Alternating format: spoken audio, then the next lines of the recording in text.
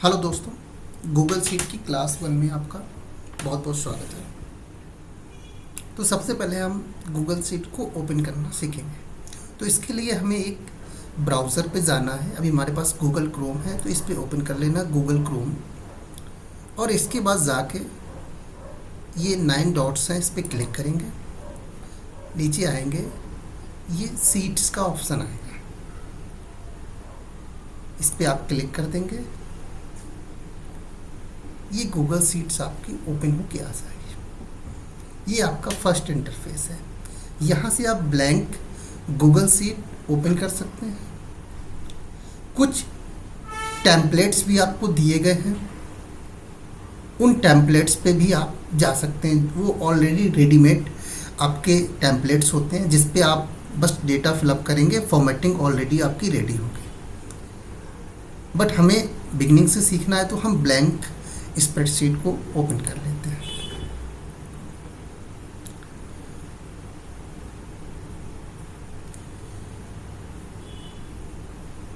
ये आपकी Google sheet open हो गई है।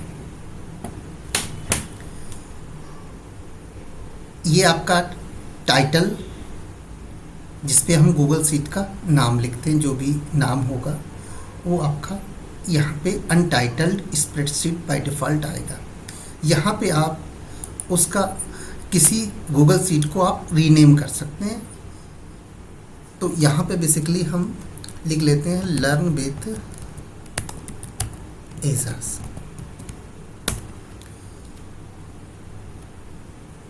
ये हमारा गूगल शीट का नाम रख गया। इसके बाद ये सारे जो हैं file, edit, view, insert, format, ये आपके सारे मेन्यूज़ कहलाते हैं। इन्हें हम मेन्यू भी बोलते हैं और इन्हें हम टैब भी बोलते हैं। फाइल टैब या फाइल मेन्यू, एडिट टैब या edit menu, view menu, insert, format, data, tools, extensions and help. इसके बाद ये जो आपका एरिया होता है, इसे हम रिबन बोलते हैं। यहाँ पे क्लिक करके इसे आप इंक्रीज कर सकते हैं। ये बेसिकली ये जो एरिया होता है वो आपका रिबन होता है। यहाँ से मिनिमाइज हो सकता है, सॉरी, इसे हम हाइड कर सकते हैं मेनू को। तो ये आपका रिबन एरिया कहलाता है। सर्च टूल बार, यहाँ से आप जो भी इसमें मल्टीपल ऑप्शंस दिए होते हैं उनको आप डायरेक्टली यहाँ से सर्च कर सकते हैं। ये आपका अनडू है, रीडू, जो भी आप चेंजेस करते हैं उसको अगर आप बैक करना चाहते हैं तो आप वहाँ पे अनडू करते हैं, और अगर जो भी चेंजेस ऑलरेडी कर चुके हैं उसे आप दोबारा करना चाहते हैं तो वो आपका रीडू होता है। यानी जस्ट अभी आपने लास्ट स्टेप जो किया उसको अगर रिकवर करना चाहते हैं, बैक करना चाहते हैं, तो ये आपका रीडू होता है। उसी चीज़ को दोबारा कर देता है जिसमें आपने अनडू किया होगा। ये आपका प्रिंट, ये फॉर्मेट प्रिंटर, इन अभी मेन्यूज़ को हम एक एक करके सीखेंगे। सबसे पहले हम ये सीखते हैं कि ये जो आपको बॉक्सेस दिख रहे हैं इनको हम सेल बोलते हैं। ये आपके सेल हैं। तो जो ये बॉक्सेस हैं ये सेल हैं, और हर सेल का एक नाम होता है। ये आपका सेल है, ये C में है और यहाँ पे 6 में है, इसका नाम है C6। बेसिकली ये आपके जो होते हैं ये आपके कॉलम होते हैं। ये आपका B कॉलम है, ये आपका C कॉलम है, ये आपका D कॉलम है, ये आपका E कॉलम है। इसी तरीके से ये आपकी जो हैं वो रो होती हैं। First row, second row, third row, fourth row, fifth row, या इनको हम 6 number row, 7 number row, 8 number row, इस तरीके से हम रो कह सकते हैं कि ये 9 नंबर रो। तो ये बेसिकली आपकी रोज़ होती हैं और ये आपकी कॉलम होती है। जहाँ पे कॉलम और रो आपका मिलता है उसे हम सेल बोलते हैं। तो बेसिकली रो और कॉलम के इंटरसेक्शन को हम सेल बोलते हैं, और हर सेल का एक नाम होता है। जैसे अगर बी कॉलम में है तो बी, और किस रो में है, 7 रो में, तो इस सेल का नाम होगा B7। यहाँ पे सेल आपके डी कॉलम में है और रो नंबर 10 में है, तो इस सेल का नाम होगा D10। तो जो भी आप सेल सेलेक्ट करेंगे उसका सेल नेम जो है वो आपको यहाँ पे नेम बॉक्स में शो होगा। आपने किसी कॉलम को सिलेक्ट किया तो ये यहाँ पे दिखाएगा कि कॉलम सी और कॉलन सी, यानी आपका सी पूरा कॉलम सिलेक्ट है। अगर आपने 2 सेल सिलेक्ट किए हैं तो यहाँ पे first cell colon second cell, ये आपका एक सेल रेफरेंस होता है। बेसिकली अगर आपने एक सेल सिलेक्ट किया तो उसका नाम D4, आपने 2 सेल सिलेक्ट किए तो उसका एक नाम होगा, आपने इतने सारे सेल सिलेक्ट कर लिए तो उसका भी एक नाम होगा, यानी हर एक रेंज का एक यूनिक नाम होता है। अब वो नाम कैसे क्रिएट होता है, जो जिस सेल को आप पहले सिलेक्ट करते हैं वो आपका कहलाता है एक्टिव सेल। यहाँ पे हमारा ये जो D5 है ये आपका एक्टिव सेल है। अगर आपने इसे इस तरीके से सिलेक्ट किया तो यहाँ पे ये आपका जो है वो एक्टिव सेल है। आपने इसको डाउन टू अप अगर सिलेक्ट किया तो यहाँ पे ये जो है आपका वो एक्टिव सेल है। यानी जो भी रेंज हम सिलेक्ट करते हैं उसका जो फर्स्ट सेल होता है वो आपका एक्टिव सेल होता है। Got it? तो ये आपका यहाँ पे एक्टिव सेल है। तो एक्टिव सेल से लेके लास्ट तक के सेल से आपका एक सेल रेफरेंस बनता है। यानी एक्टिव सेल आपका क्या है C3, लास्ट का सेल क्या है F10, तो इस सेल रेफरेंस का नाम होगा C3 कॉलन F10। यानी पहला सेल ये और लास्ट सेल ये आपका पूरा एक सेल रेंज है। अगर आपने कॉलम एक सिलेक्ट कर लिया तो यानी C आपका कॉलम है और ये C' ठीक है, मतलब पूरा कॉलम सिलेक्ट है। अगर आपने D और E को सिलेक्ट कर लिया तो D कॉलन E ये आपका सेल रेफरेंस है। अगर आपने इस 3 और 3 एंड 5 आपका ये इस रेंज का नाम है। आपने C3 और 5 आपने सिलेक्ट कर लिया तो यहाँ पे 3 कॉलन 5 ये आपका इसका पूरे रेंज का नाम है। तो ये आपका रेफरेंस हो गया। अभी आगे हम इस पे ये भी कवर करेंगे कि आपके रेफरेंस कितने टाइप के होते हैं। यहाँ पे एक आपका रिलेटिव सेल रेफरेंस होता है, एब्सोल्यूट सेल रेफरेंस होता है और फिक्स्ड सेल रेफरेंस होता है, वो हम आगे कवर करेंगे। इसके बाद हम आ जाते हैं यहाँ पे ये आपकी अंडू बटन। सपोज दैट यहाँ पे मैंने 8 लिखा, फिर इसके बाद 10 लिखा। अब हम चाहते हैं कि ये जो लास्ट में 10 लिखा है ये यहाँ से रिमूव हो जाए, यानी एक स्टेप हम पहले पहुँच जाए। तो यहाँ से हम इसे अंडू कर लेंगे। तो ये आपका बैक हो गया। अब हम चाहते हैं जो मैंने बैक किया है उसको मैं फिर ले आऊँ, तो यहाँ पे हम जो लास्ट में जो मैंने बैक किया उसको ये रीडू कर देगा, दोबारा कर देगा। तो यहाँ पे हम इसे रीडू भी कर सकते हैं। तो बेसिकली ये आपके लास्ट स्टेप्स जो होते हैं उनको बैक कर देता है। कंट्रोल Z से अंडू और इसको रीडू कर सकते हैं। उसके बाद ये प्रिंट का ऑप्शन आता है। जो भी आपने डेटा लिखा होगा उसको आप अगर प्रिंट करना चाहते हैं तो यहाँ से प्रिंट कर सकते हैं। इसके बाद फॉर्मेट प्रिंटर। फॉर्मेट प्रिंटर क्या होता है कि सपोज दैट ये आपके 2 सेल हैं। अब आपने इसमें क्या किया, इसको बोल्ड कर दिया, इसका साइज़ आपने बढ़ा दिया। इसके बाद यहाँ से हमने जो ये सेल है इसमें हम कलर कर सकते हैं। तो ये फिल कलर पे आके मैंने इसको कलर कर दिया। तो ये कहने का सेंस यहाँ पे कि ये पहले केवल टेक्स्ट था 8 और 10, लेकिन अब इसके ऊपर हमने जो इसमें चेंजेस लेके आए, इसका कलर चेंज कर दिया और इसका फॉन्ट साइज़ भी इंक्रीज़ कर दिया, इसको बोल्ड कर दिया। तो ये सारी चीज़ें हमने इस पर फॉर्मेटिंग की है। क्या की है? फॉर्मेटिंग। तो इस फॉर्मेटिंग को हम दूसरे टेक्स्ट में अगर लेके आना चाहते हैं, जैसे सपोज दैट मैंने यहाँ पे 9 लिख दिया और यहाँ पे 3 लिख दिया।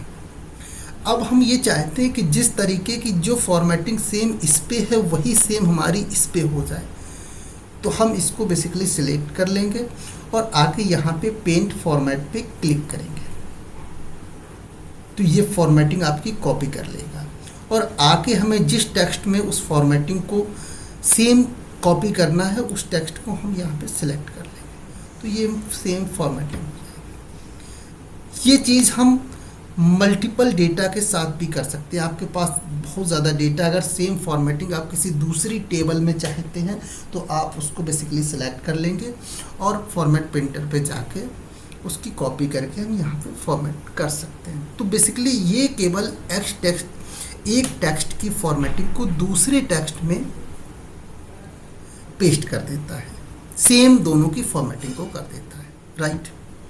उसके बाद ये जो ऑप्शन है आपका जूम का, यहाँ से हम ये जो एरिया आपको दिख रहा है इस एरिया को हम जूम इन या जूम आउट कर सकते हैं। सपोज दैट इसको मुझे और छोटा करना है तो हम 50% करेंगे, तो ये आपका एरिया छोटा हो जाएगा। अगर हम इसको चाहते हैं 75%, थोड़ा बड़ा हो जाएगा। हम इसको चाहते हैं 150%, ये और बड़ा हो जाएगा। तो ये बेसिकली आप यहाँ पे ये जो सेल टेबल एरिया होता है इसको आप जूम इन या जूम आउट कर सकते हैं। ये आपकी फॉर्मेटिंग के ऑप्शंस होते हैं, अभी हम इनको समझेंगे। अगर इसकी हमें स्टाइल चेंज करना है तो वो हम यहाँ पे आके फॉन्ट से इसकी स्टाइल चेंज कर सकते हैं। हमें ये फॉर्मेट चाहिए, ये फॉर्मेट आ गया, यहाँ पे दोनों फॉर्मेट चेंज हो गए। तो बेसिकली ये उसकी स्टाइल को, टेक्स्ट स्टाइल को चेंज करता है। तो यहाँ से हम फॉन्ट के स्टाइल को चेंज कर सकते हैं। यहाँ से हम साइज़ इंक्रीज डिक्रीज कर सकते हैं, बोल्ड कर सकते हैं, इटैलिक कर सकते हैं, स्ट्राइक थ्रू कर सकते हैं। कभी कभी क्या होता है, बहुत ज़्यादा अगर हमारे पास डेटाबेस होता है और अगर हम उसमें ये शो करना चाहते हैं कि यहाँ पे 8 ना होके कट करके यहाँ पे 9 होना है, तो फिर हम ये कर देते हैं, यहाँ पे हम इस वाले साइन पे क्लिक कर देते हैं तो ये कट जाता है। 10 पे क्लिक करके इसको कर देते हैं स्ट्राइक थ्रू, तो ये कट जाता है। यानी ये 8 यहाँ पे गलत है, यहाँ पे होगा आपका 10। ऐसा हम शो कर सकते हैं अपने डेटाबेस में। इसके बाद ये आपके जो फॉन्ट के बैक साइड का जो कलर होता है, यहाँ से आप फिल कलर पे उसका कलर चेंज कर सकते हैं। बॉर्डर, आप किसी सेल, एक सिंगल सेल में या मल्टीपल सेल में एक आप बॉर्डर भी क्रिएट कर सकते हैं। तो यहाँ पे आप आके ऑल बॉर्डर्स पे जाके आप बॉर्डर्स भी बना सकते हैं, जिससे आपकी टेबल थोड़ा सा अट्रैक्टिव लगे। सपोज दैट मैं डेटा ले लेता हूँ, नेम स्कोर मोहन विवेक राहुल 87, 78, 98, ये मैंने डेटा ले लिया। तो यहाँ पे अगर हम ये चाहते हैं कि ये हेडर जो है वो हमारा कलर इस साइड का हो जाए, तो हम यहाँ पे ये कर सकते हैं। इसको थोड़ा और अच्छा दिखाने के लिए हम इसमें बोल्ड भी कर सकते हैं। तो यहाँ से हम फिल कलर कर सकते हैं, बोल्ड, इटैलिक, अंडरलाइन, यानी हम टेक्स्ट की फॉर्मेटिंग कर सकते हैं। ये सारे जो टूल्स हैं ये फॉर्मेटिंग के हैं बेसिकली। इसके बाद यहाँ पे हम बॉर्डर कर सकते हैं। अगर हम ये चाहते हैं कि इसके आउटसाइड जो है वो बॉर्डर थोड़ा सा थिक हो जाए, तो यहाँ पे आके आउटसाइड बॉर्डर पे हम इस पर क्लिक कर सकते हैं। बेसिकली अभी बॉर्डर सेम ही आएगा, हम यहाँ से बॉर्डर का जो साइज़ है वो इंक्रीज कर सकते हैं।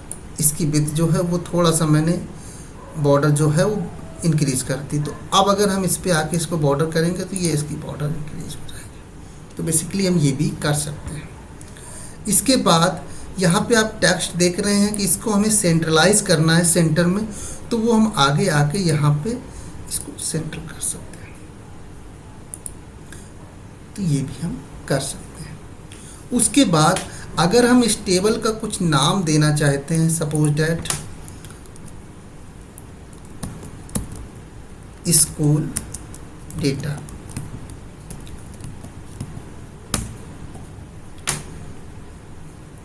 अब हम यहाँ पे ये सेल है और ये एक अलग सेल है, लेकिन हम चाहते हैं कि दोनों सेल जो है वो मिल जाए और एक सिंगल सेल बन जाए। तो उसके लिए हम यहाँ पे मर्ज ऑप्शन का यूज़ करेंगे। मर्ज सेल के राइट साइड के ट्राइंगल पर क्लिक करेंगे तो ये मर्ज ऑल, मर्ज वर्टिकली, मर्ज हॉरिजॉन्टली और अनमर्ज। तो अभी हमें मर्ज करना है तो हम इसको मर्ज कर देते हैं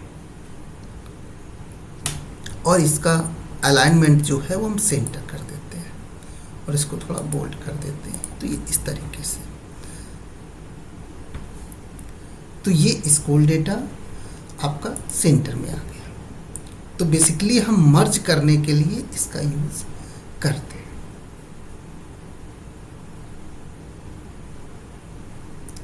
अब हम इसके बाद ये भी सीखेंगे मर्ज ऑल। तो ये पूरा मर्ज कर देता है। सपोज दैट आप इतने कॉलम को मर्ज, इतने सेल्स को मर्ज करना चाहते हैं तो मर्ज पे आके ऑल पे क्लिक कर देंगे तो ये पूरा मर्ज हो जाएगा, यानी एक सेल बन जाएगा। लेकिन अगर हम ये चाहते हैं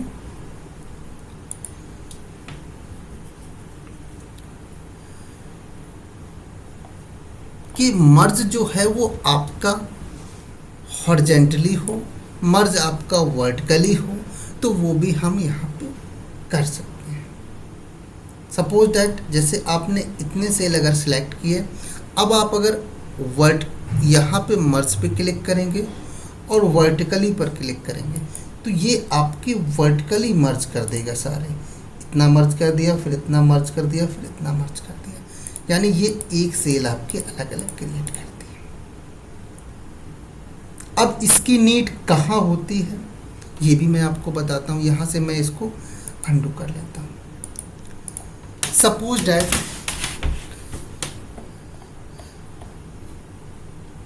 मैंने यहाँ पे लिखा क्लास फर्स्ट,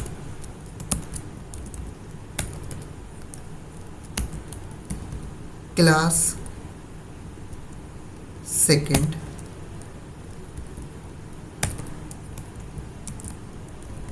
क्लास थर्ड,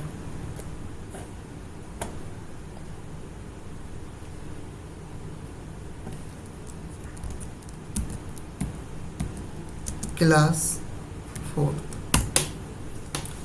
अब हम ये चाहते हैं कि हम केवल इन दो का ग्रुप बना दें, इन दो को ग्रुप, इसको ग्रुप, इन दोनों को ग्रुप ए और इन दोनों को ग्रुप बी के नाम से हम इनको उस पेज पे डेटा दिखाना चाहते हैं कि ये आपका ग्रुप 1 हो। तो हम इसको यहाँ पे आके मर्ज पे आके वर्टिकली मर्ज पे क्लिक कर देंगे तो ये हो जाएगा। यहाँ पे आके मर्ज पे आके आपके मर्ज वर्टिकली पे आके मर्ज कर देंगे तो ये दोनों आपका मर्ज पे आ जाएगा। तो यहाँ पे आप इसको ग्रुप ए,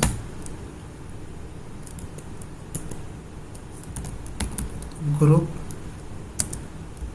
बी नाम दे सकते हैं। इसको आके यहाँ पे आप सेंटर कर देंगे, इसको आके ऑल बॉर्डर्स कर देंगे तो ये आपके इस टाइप से आ सकते हैं। अभी आप एक चीज़ ये भी देख रहे हैं कि ये आपका जो टेक्स्ट है वो सबसे बॉटम में है। यहाँ पे भी जो टेक्स्ट है जो बॉटम में, इसको आप सेंटर करना चाहते हैं तो फिर हमारे लिए ये अलाइनमेंट के बाद वर्टिकल अलाइन का ऑप्शन भी आता है। इस पर आप सेंटर करना चाहते हैं तो मिडिल पे क्लिक कर देंगे। बॉटम तो ऑलरेडी आपका है ही, आप अगर टॉप करना चाहते हैं टॉप भी कर सकते हैं। अभी मुझे सेंटर करना तो मैं मिडिल पे क्लिक कर दूंगा। बेसिकली ये वाला सेल सिलेक्ट है तो मिडिल हुआ, हमें इसे भी करना है तो ये भी आकर मिडिल कर सकते हैं। हम दोनों को एक साथ सिलेक्ट करके भी कर सकते थे। इसके बाद टेक्स्ट रैपिंग। अब ये आपका क्या होता है, कई बार सेल का जो साइज़ होता है वो छोटा होता है। अभी हम सपोज डेट यहाँ पे ये सेल है आपका एक, आपने इस पे लिखा ऑल कस्टमर रॉ डेटा। अब आप यहाँ पे देख रहे हैं कि सेल का जो साइज़ है कॉलम का वो बहुत छोटा है। और टेक्स्ट जो है वो सेल से बाहर आ जा रहा है।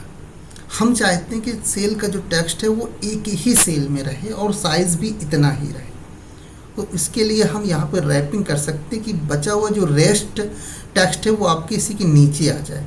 तो यहाँ पे आके हम इसको रैप कर देंगे तो ये आपका नीचे आ जाएगा। तो इस तरीके से भी हम रैपिंग, टेक्स्ट रैपिंग कर सकते हैं। उसके बाद ये ऑप्शन आपका ओवरफ्लो और ये ऑप्शन आपका क्लिप। कई बार ऐसा होता है टेक्स्ट आपका ओवरफ्लो होता है, मैं आपका अंडू करके दिखाता हूँ, ओवरफ्लो होता है, लेकिन आप चाहते हो कि फॉन्ट यहाँ पे सेल का साइज यही रहे लेकिन जो एक्स्ट्रा टेक्स्ट है वो हाइड हो जाए, इसी के अंदर हो जाए। तो उस केस में हम यहाँ पे आके क्लिप वाला ऑप्शन जो है वो यूज़ करेंगे। ये आपका टेक्स्ट हाइड हो गया, टेक्स्ट इसके साथ पूरा है लेकिन हाइड हो गया। तो ये आपका एक ऑप्शन था रैपिंग का, राइट। अगर आपको ओवरफ्लो करना है तो यहाँ पे क्लिक करके आपका टेक्स्ट जो है वो ओवरफ्लो हो जाएगा। अभी मैं अंडू करता हूँ, इस तरीके से ये ओवरफ्लो हो जाएगा। तो ये आपका ओवरफ्लो सिलेक्टेड है, राइट। इसके बाद हमें अपने टेक्स्ट को रोटेट कर सकते हैं कि हम एक ही सेल में उसको रोटेट कर सकते हैं। अगर हम चाहें तो इस तरीके से भी रोटेट कर सकते हैं। तो ये बहुत कम ऑप्शन यूज़ होते हैं, बहुत रेयरली, तो ये भी ऑप्शन आप यूज़ कर सकते हैं। अभी हमें रैप नहीं, रोटेट नहीं करना है। तो ये आपके कुछ ऑप्शंस थे जो हम टेक्स्ट की फॉर्मेटिंग कैसे करते हैं, जो रीडू अंडू ऑप्शंस हैं, तो वो सारे ऑप्शंस थे। अब हम आगे चल के डेटाबेस में ये जो आपके फॉर्मेट्स दिए गए हैं उनको भी हम समझेंगे। उससे पहले हम ये समझते हैं कि अगर हमें किसी कॉलम को डिलीट करना है, सपोज दैट ये कॉलम, इसको डिलीट करना है, तो इस पर राइट क्लिक करेंगे, डिलीट कॉलम पे आएंगे और ओके कर देंगे। तो ये कॉलम आपका डिलीट हो जाएगा। हमें इसे भी डिलीट करना है, यहाँ पे आएंगे, डिलीट कॉलम पे क्लिक करेंगे, ये डिलीट हो जाएगा। तो इस तरीके से आप अपने कॉलम को डिलीट कर सकते हैं डेटा में। रो को डिलीट करना चाहते हैं, आपको फर्स्ट रो डिलीट करनी है, इस पर क्लिक करके राइट क्लिक करके डिलीट रो पे आके आप डिलीट कर सकते हैं, ये आपका डिलीट हो जाएगा। तो इस तरीके से आप डेटा को डिलीट भी कर सकते हैं। अब हम नेक्स्ट क्लास में सीखेंगे कि कैसे हम लार्ज डेटा पे काम करेंगे, कुछ फॉर्मेटिंग, कुछ फॉर्मेट्स, उसके चेंजेस करेंगे और सारी चीज़ें भी सीखेंगे। फाइल टैब के ऑप्शंस, एडिट टैब के ऑप्शंस, वो हम नेक्स्ट क्लास में कवर करेंगे। तो आज की क्लास में इतना ही। Thank you so much.